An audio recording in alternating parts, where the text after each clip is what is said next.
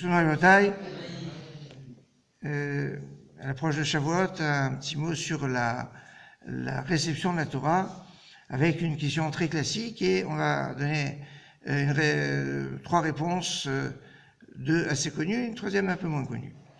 Le pasuk nous dit « Vaïtiatzvu betartit ha'ar » que les bénis Israël se sont tenus en dessous de la montagne, betartit ha'ar.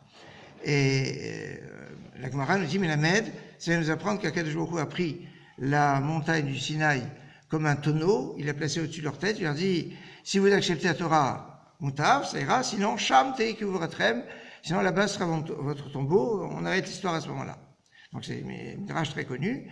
Et sur ce midrash très connu, il y a la question très connue, mais c'est quoi? Ça veut dire qu'on a reçu la Torah contraint et forcé? Mais voilà qu'ils ont dit Naaseh v'nishma. Il y a marqué à la fin de Parashat Mishpatim, qu'ils ont dit que tout ce que Dieu dira, Naaseh v'nishma. Donc ça veut dire qu'ils l'ont accepté de plein gré. On les a pas forcés. Alors, ils ont dit Naaseh v'nishma. Ils ont accepté ou alors on les a forcés? Alors là-dessus, Tosfot va donner une première réponse, c'est que il va dire que quand les ministres vont voir le feu du don de la Torah, etc., ils risquent de se dire « Oh là, ça devient dangereux » et de vouloir se rétracter de leur acceptation en disant « Naaseh v'nishma ».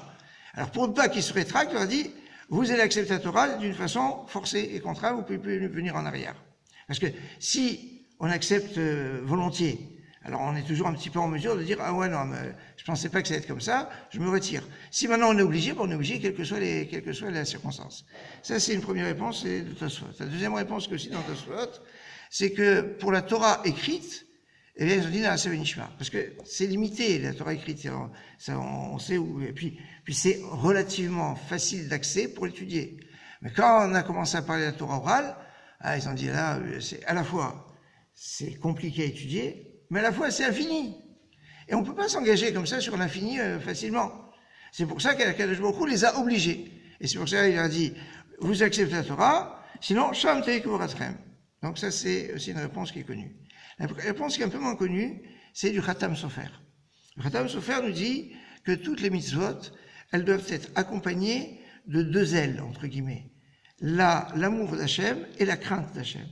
S'il n'y a pas Ava veut dire A, s'il n'y a pas l'amour et la crainte, alors la mitzvah ne peut pas s'envoler. C'est pour ça qu'on dit dans les Shem Yichud, Bitchilou ou Rachimu, avec crainte et avec amour.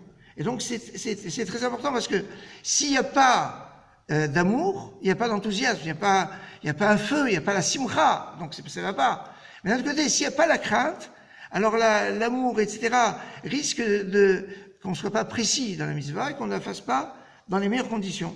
Et avec une crainte que c'est ce qu'Akadosh Baruch Hu nous a demandé.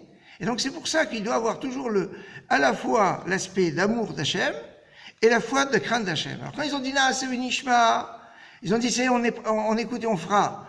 Et on fera et Naaseh, on va faire et on va écouter. Ça c'était la dimension de simcha, de hava, mais il fallait une dimension de yira, de crainte. C'est pour ça qu'il a mis la montagne au-dessus de leur tête. Il leur a dit, soit vous acceptez la Torah, sinon, sham teikuvuratrem, là, on a eu chocotte, et alors donc on est avec l'ira. Et donc c'est deux points qui sont fondamentaux pour l'acceptation de la Torah. Chodesh Tov U'Mevorach.